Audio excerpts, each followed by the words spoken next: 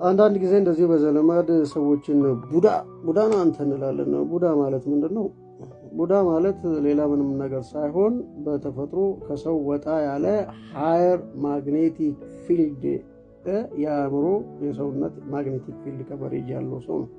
እና አንዳንድ ጊዜ ያ በዘርም ሊወረስ ይችላል። ሌላኞች ደግሞ ዊከር ማግኔቲክ ፊልድ ያላቸው ሰዎች አሉ።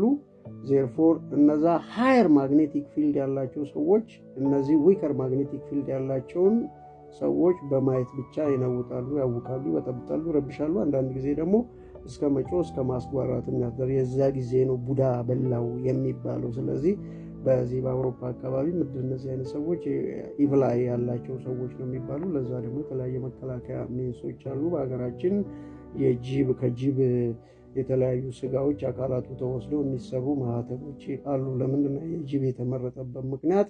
ጅብ ሃየር ማግኔቲክ ፊልድ ማር አምፕሊፋይድ ዴንሰር የሆነ በጣም ጥቅጥቅ ያለ ሃየር ማግኔቲክ ፊልድ ስላለ ያ ሰውዬ የሚወረውረውን ሃየር ማግኔቲክ ፊልድ በቀላሉ አንጥሮ ለመመለስ የሚያስችል እዚህ ላይ የተቀመጠው ማህተብ በቀላሉ አንጥሮ ይመልሰውና የዛ ሰውዬ ጤና ሳይታወቅ ሳይረበሽ መንፈሱ ሳይበጠበጥ ይኖራል ማለት ነው።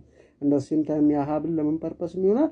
በጣም ሻይ የሆኑ አይናፋርነት የሚያጠቃቸው በሄዱበት ቦታ የሚፈሩ የሚንቀጠቀጡ ሲሆኑና ለሊትም የማይሆን አይነት የመናፍስት አይነት የሚያስቸግሯቸው ሲሆን ያ የጅብ እንትን ስፒሪትን የመበተን ፓወር ያለው ማግኔቲክ ፊልድ ስፒሪት ራሱ ማግኔቲክ ፊልድ ነው። ስለዚህ ሃየር ማግኔቲክ ፊልድ ያኛውን አጌንስት ሆኖ የሚበትን ሲደር እንደ መድኃኒት ተደርጎ በዚህ ላይ በማህተም መልክ በሚደረግበት ጊዜ በቀላሉ ያ ሰውዬ ከዛ መንፈስ ኡኪያ ብጥብጥ ውስጡ ወጥቶ ስታብላይዝድ የሆነ ላይፍ ይኖረዋል ማለት ነው። ቡዳ ማለት therefore simply ያ ማለት ነው። ስለዚህ ጅብ በሀገራችን ባህል በሌሎችም በጁስ መልክ ተጨርቆ በቅባት መልክ ተደርጎ በሰንስክሪን በተለያዩ ቅባቶች ይደረጋል። ከዛ ባሻገር ደግሞ የተለያዩ ማህተቦች፣ ሀብሎች ከጄምስቶኖች የሚሰሩ ሴሌብሪቲስ በብዛት በየአደባባዩ በየመድረኩ የሚውሉ ስለሆነ ከዚህ ኢቭል አይ ለመከላከል ሲሉ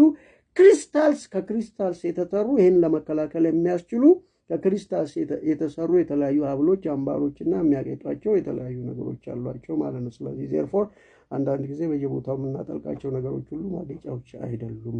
ስለዚህ ጅብም ታላቅ ውለታ ያለው እግዚአብሔር ታላቅ ማግኔቲክ ኢነርጂ ፊልድ አድርጎ ለፈውስነት የፈጠረው ታላቅ ፍጥረት ነው።